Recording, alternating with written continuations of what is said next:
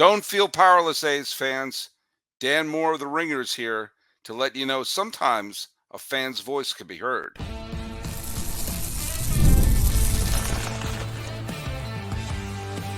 You are Locked On A's, your daily Oakland A's podcast, part of the Locked On Podcast Network, your team every day. Hello, A's fans, and welcome to Locked On A's. This is the podcast. We talk about the Oakland A's, well, as long as we can. I am your host, and I'm going to be your host for a while, it looks like, and I'm enjoying every single minute of it. My name is Paul Francis Sullivan. Please call me Sully. I've been a baseball podcaster for well over a decade now, and this is my sixth full season as a member of the Locked On Podcast Network, where it's your team every day. And I've been here hosting Locked On A's since the beginning of the season, and we're going to be having fun talking about the green and the gold. I'll tell you, today's episode is brought to you by FanDuel. FanDuel, it's America's number one sportsbook. Make every moment more. Right now, new customers get $150 in bonus bets guaranteed. That's $150, win or lose. Visit FanDuel.com/locked on to get started. All right, well, the Yankees series is wrapped up. We're heading off to see how they're going to play against the Baltimore Orioles. And they need to win a series. They need to win a series. Did I mention they need to win a series? But we're going to get into that a little bit later, and we're going to get to next week more of some of the players that you may have forgotten were members of the Oakland A's. We're going to talk about the likes of Frank Thomas. We're going to talk about the likes of Willie McCovey, and yes, Steve Sachs. But we have Dan Moore from The Ringer, who wrote a wonderful article, and I'm going to put it in the show notes, the link to the article. Wonderful article for The Ringer about sports fans and ways that they can protest and the ways that they can actually have their voice heard. And it's a fabulous article. We talked a little bit in yesterday's show. The conversation went on, and I decided to include it as today's episode. So here is more with Dan Moore from The Ringer. I think one of the fascinating things in your article is you brought out one of probably the most successful of the fan protests, ironically, was in Sacramento. Ironically, because that's where the A's are going to be crashing on the couch for a few years, while a theoretical stadium that's not been approved will be built in a plot of land that has not been approved for money that doesn't exactly sure where that's coming from. The Kings, I remember when the Kings were all but gone from Sacramento. It just was written in stone that they were going to be the Seattle Kings or whatever. And you wrote, and I remember the Crown downtown movement and everything to keep the Kings in Sacramento. I was absolutely gobsmacked that they didn't move. And talk about they're as much of a vagabond franchise as the A's are. But how did that movement work when others fell short? There are a few factors. One, I don't want to take anything away from what fans there achieved. The people I spoke to up in Sacramento, including Carmichael Dave, who was a leader of the Crown Downtown movement, they made national headlines in precisely the same way. They were targeted in sort of how they protested, right? They went from city to city, where owners who were on the relocation committee, where their teams played. So they brought the message where they needed it to go. They lobbied politicians in downtown Sacramento to ensure that public funding was available should the relocation vote, be turned or be voted down. They too provide a model, and A's fans here, as you point out, sort of ironically, followed that to an extent. Some differences, however. For a fan base to effectively prevent a relocation, you need a lot of factors to be going in your way. In Sacramento, they had a mayor, Kevin Johnson, who is damn near a NBA Hall of Famer. Right. Apologies to Kevin Johnson if he is in the Hall of Fame. So he was in close with the powers that be in the NBA. You had a commissioner who was amenable to Sacramento and amenable to the wishes of the fans there. And I think history would suggest, had a soft spot for Sacramento and wanted to have a team there. Those structural forces working in your favor are really important. And if you compare it to what happened in Oakland, the opposite was almost true, right? Our owner, John Fisher, was buddies with Rob Manfred, but in sort of precisely the opposite way that fans would have wanted. And so I think, those are a few of the reasons that the outcome there was a bit different than here. By the way, Kevin Johnson's not in the Hall of Fame, but he is a multi-time All-Star. So I just want to just sort of take you a little bit off the hook there. But here, but I am gonna bring this up because this is the other reason why Sacramento not moving to Seattle stunned me. Seattle's a much bigger market than Sacramento. It wouldn't have to share the desert behind, Pleasanton to get for fans. And you would also be able to tap into, have a natural rivalry with Portland, be to tap into Vancouver, Spokane, all the, Tacoma, all the cities. But also, they had a place for them to play. This is the reason why, the Coyotes want to move. Well, they want to move to Salt Lake City. Welcome to Salt Lake City. There's an arena just sitting there in Kansas City where an NBA or NHL team, I'm not saying it's an ideal situation, but you could go there temporarily. You could go to Pullman temporarily and have an NBA team there. You'd have to build an arena, a bigger arena, but you could have a for the time being. There's no 30,000 seat baseball stadium just sitting there, with the exception of Montreal, which makes Oakland look like Camden Yards in terms of, I've got my Expos pen. You can't see it there, but I got my Expos pen up there. I want to see the Expos come back. I've been to La Stade Olympique. That was back in '95. That was so long ago. The Haas family still owned the A's, and it was falling apart then. So I can't imagine what a ghost town it is in there right now. But to not have a team move when there's an arena away from, as opposed to the A's, where there's nowhere. They have to share it with the River Cats. I mean, it's just absolute. The idea of them playing temporarily in Las Vegas, the way if they moved to, like the Coyotes moved temporarily or moved to the whatever. I'm still thinking of it as, what was it, the Pepsi Center, whatever the hell it's called now in Utah, where the Jazz play.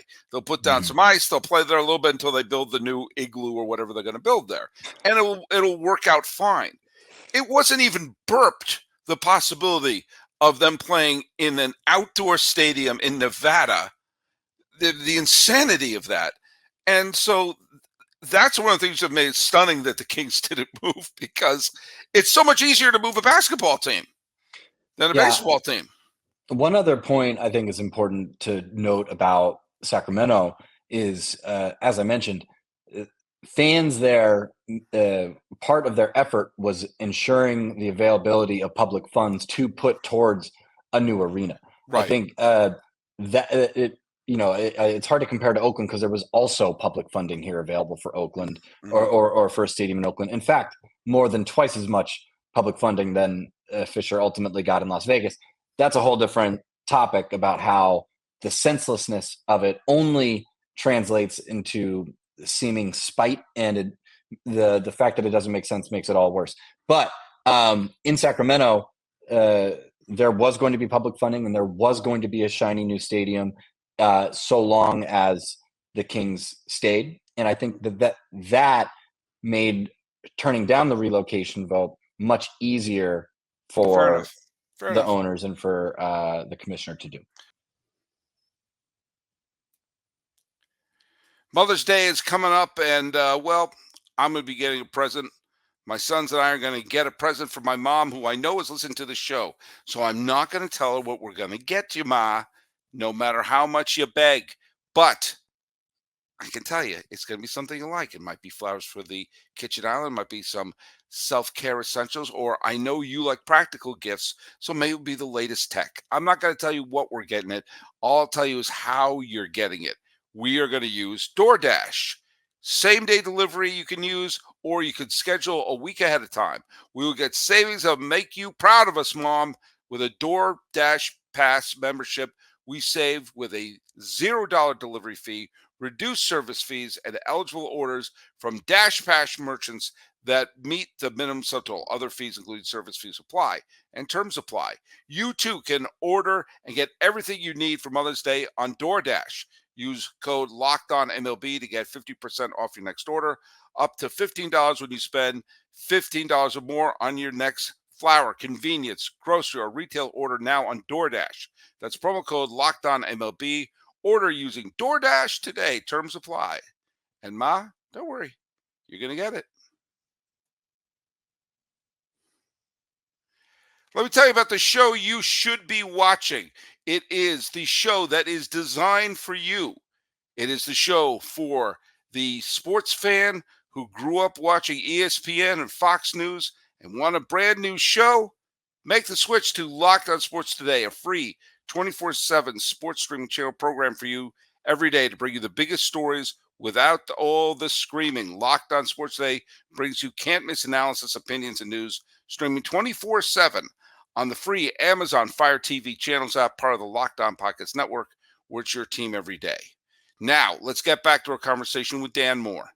I always think back, and Locked On A's fans, I am going to talk about the events that took place in the 90s that led directly to this, including the death of Mr. Haas, including the whiffing of the draft, which brought in Van Poppel instead of Mussina, and also ceding the San Jose territory to the Giants. I believe if San Jose was still able to be negotiated for, I think they'd be the San Jose A's right now, especially that area right nearby where the Sharks play, near the train station there, or the transit center there. Yeah.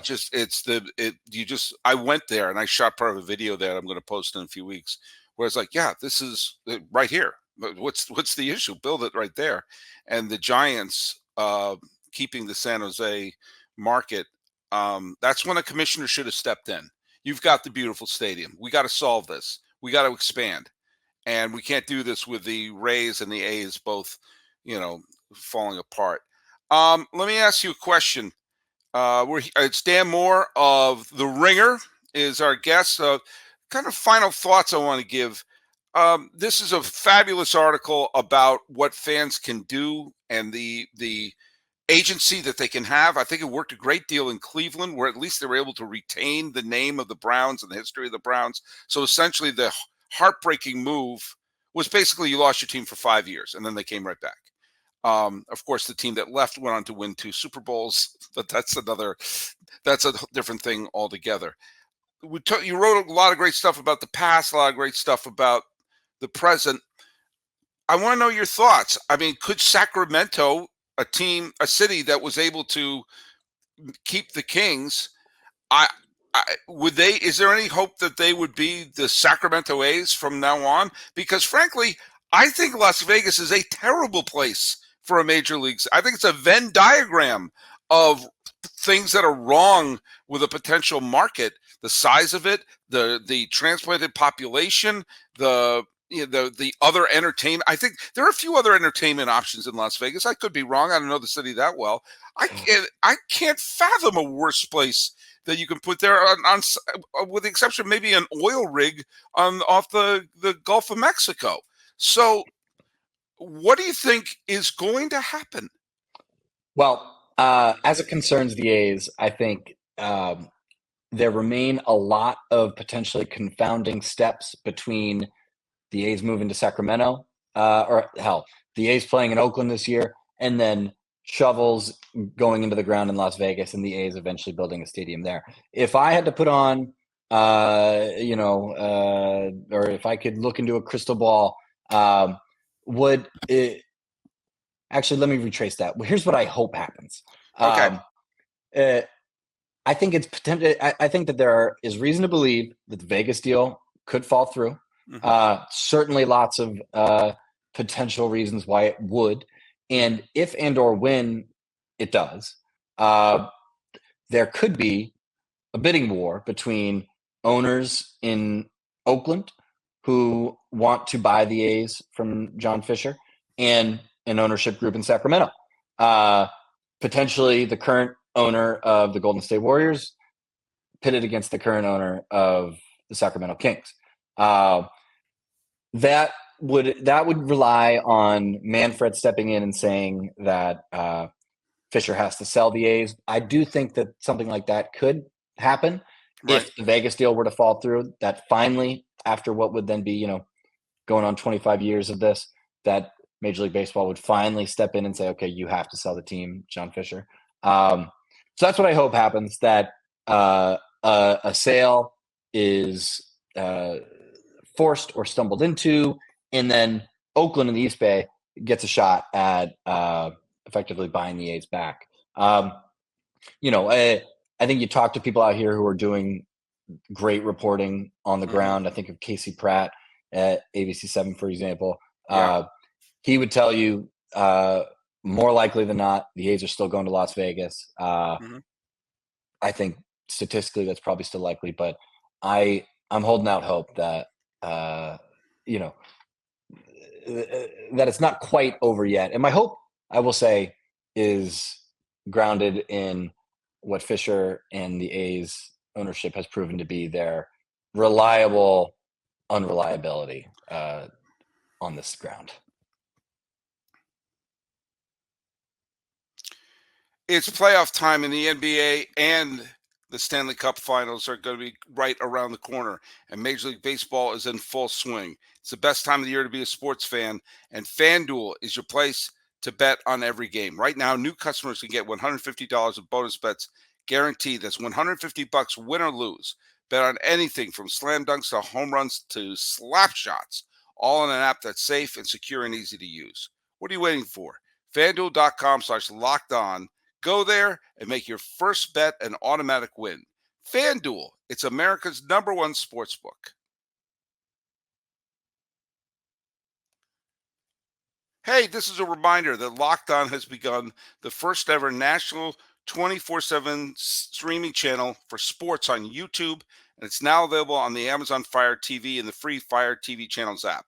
Locked On Sports Today is here for you 24/7, covering the top sports stories of the day, with local experts of Locked On, plus our national shows covering every league. Find Locked On Sports Today now available on the free Fire TV's channel app. Now let's get back to our conversation with Dan Moore from The Ringer. I think if I were going to FanDuel and I were going to make a bet on this, FanDuel, use code Locked On MLB. If I were to do that, I would make a bet. I would say the odds are still that they'll eventually end up in Vegas, but I think much later than they initially thought. But I kind of, part of me wants them to just stay in Sacramento and maybe see Sacramento and maybe see A's fans take the trip from time to time from Oakland. But I think the main thing that is going to be a Molotov cocktail to the Las Vegas thing isn't the media market, isn't the stadium renderings, and isn't the isn't the fan protest. I think it's going to be people in Vegas seeing what a SHIT show this has become and say, wait a minute, do we really want to get involved with this? We won Major League Baseball in the worst. To paraphrase the Charlie Finley line, I know we want to get in Major League Baseball in the worst way, and it looks like we're going to. I think that, and you remember what the good folks in the Kansas City representative said when Kansas City left Oakland. He said, Oakland's the luckiest city since Hiroshima.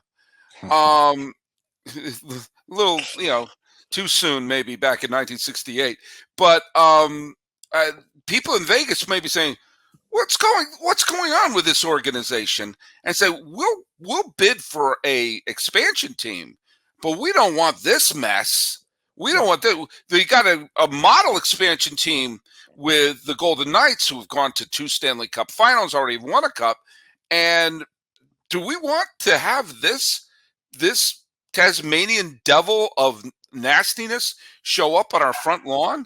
I know. I think that's the one thing that could potentially torpedo this for good in terms of a deal with Las Vegas. Yeah. I think that the experience of caring about a team, the value that a team provides to a city or to a community is a product more than anything else of the inclinations and competitive drive of the person who owns the team, or rather the inspiration of the person who owns the team. Fisher has proven to not be interested in anything. I want to say I'm not sure other than Aaron Judge homering, other than Aaron Judge getting home run. He must have been thrilled. Yeah, he did get it. He must have been thrilled by that home run he must have been on Wednesday. Yeah, it's unclear to me why he owns the A's, and I think what Vegas is going to see more and more, what fans there have likely already seen, is that. Sorry, my dog's barking. I'm not sure if you can hear him. Your dog's an A's fan. He is. Your dog's an A's fan. He's sick of this. No, I think what they're seeing is that he has. He's not the kind of owner who's going to be a community steward. And who's he's proven that if nothing else. You think? But I think it's also you're already seeing it in Las Vegas how little excitement there seems to be for this organization coming to town, and that's a reflection. That's a reflection of just logical observation of the organization that's coming to town. And baseball is such a regional game, yes. And your ties are regional. People come from New England to live in California, wherever they'll stay Red Sox fans. New York, they'll stay. There are probably more Yankee fans and Met fans and Red Sox fans and Phillies fans in Miami than there are Marlin fans. Yep. You go to Phoenix, there's a hell of a lot more Cub fans and Cardinal fans there than there are Diamondback fans. You have to play in a place where there are deep roots. And I think Nashville has the deep roots to have that. I think Portland could have the deep roots to have that. I think a city like Charlotte might. But I think Las Vegas, whose boom in population is recent, but it's transplanted and it's mainly tourists who are not there to see the A's. You're not going to have that groundswell. And we've seen the way to get the it's ironic, the model for the A's. We've seen work if the model is not necessarily to win championships, but is to have the big crowd show up. It's just in San Diego. We see. I mean, the Padres haven't won. They got to the NLCS last year, or was 2 years ago, but they're drawing the biggest crowds they've ever drawn. Yeah. That place is drawing millions in.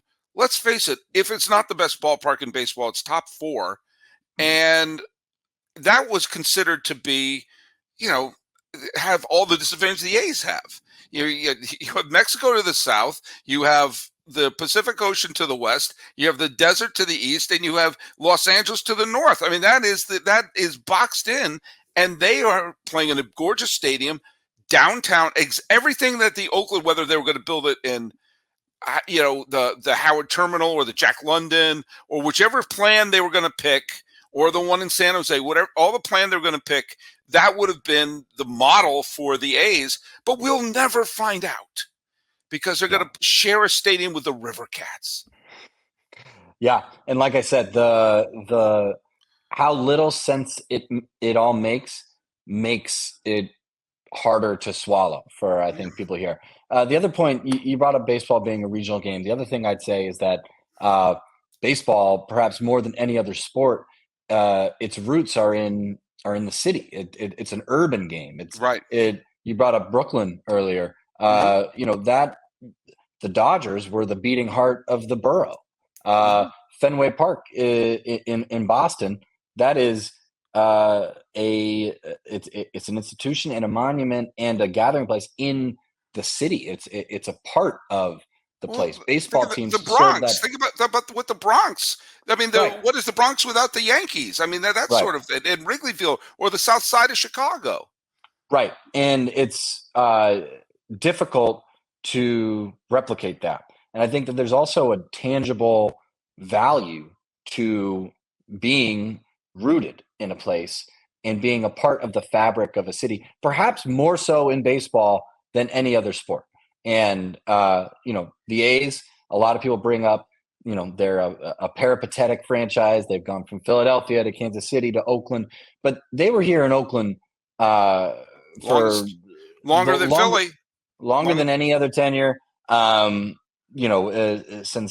1968, they've played here, and in that time, they have become a part of this place. And I would imagine, when teams relocate and they have a shiny new stadium, there's kind of a honeymoon period.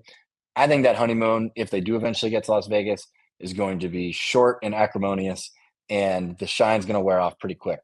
And I think we've seen a model for that, and that's Miami. Yeah. I think you saw everyone, once they get a park, they got the park. Now what? Yeah. They just didn't work.